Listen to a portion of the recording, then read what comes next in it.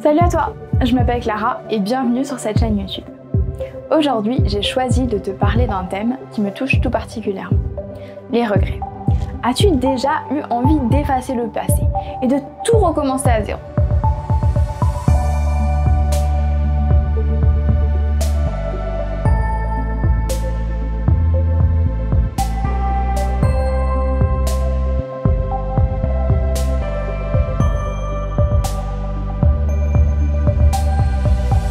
Peut-être as-tu des souvenirs qui arrivent soudainement, te rappelant combien tu as été minable et petit dans telle ou telle situation, et une immense culpabilité t'envahit. Voilà, on est dans le même bateau. Mais est-ce que s'autoflageller est vraiment la meilleure idée? Supporter toute cette douleur éternellement, est-ce la seule solution? J'ai découvert bien mieux, la paix et une vie nouvelle. Comment? Je te raconte. Malheureusement, j'ai beaucoup de regrets. Je regrette la façon dont je me comportais avant de connaître Jésus. Je regrette certaines paroles que j'ai eues, certaines actions. Mais un jour, j'ai fait le choix de croire en Dieu et surtout d'accepter la nouvelle vie qu'il m'offrait.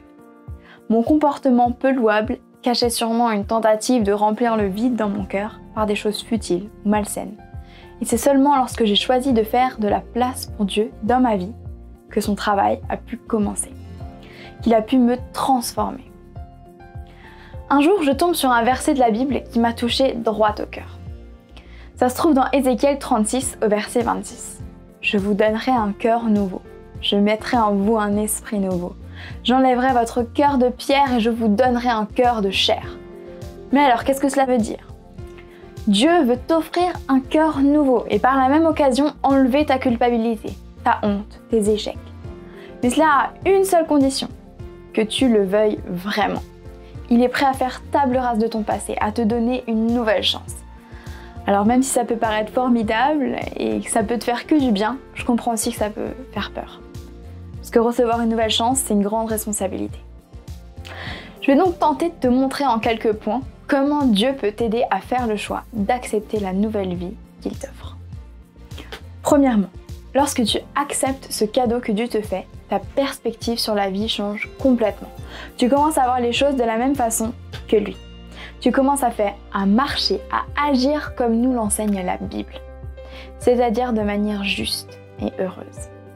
On peut voir l'acceptation de ce cadeau comme un changement dans notre ADN. Nous sommes désormais des enfants de Dieu. Deuxièmement, tu es pardonné. Tes péchés sont oubliés, tes péchés sont morts sur la croix avec Jésus et tu renais. Dans Galates 2, verset 19-20, on lit « Avec le Christ, je suis mort sur la croix. Je vis, mais ce n'est plus moi qui vis, c'est le Christ qui vient en moi. Maintenant, ma vie humaine, je la vis en croyant au Fils de Dieu qui m'a aimé et qui a donné sa vie pour moi.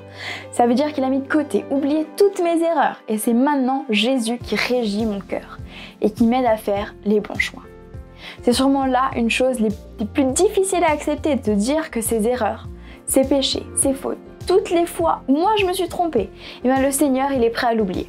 Et il attend de moi que je fasse la même chose.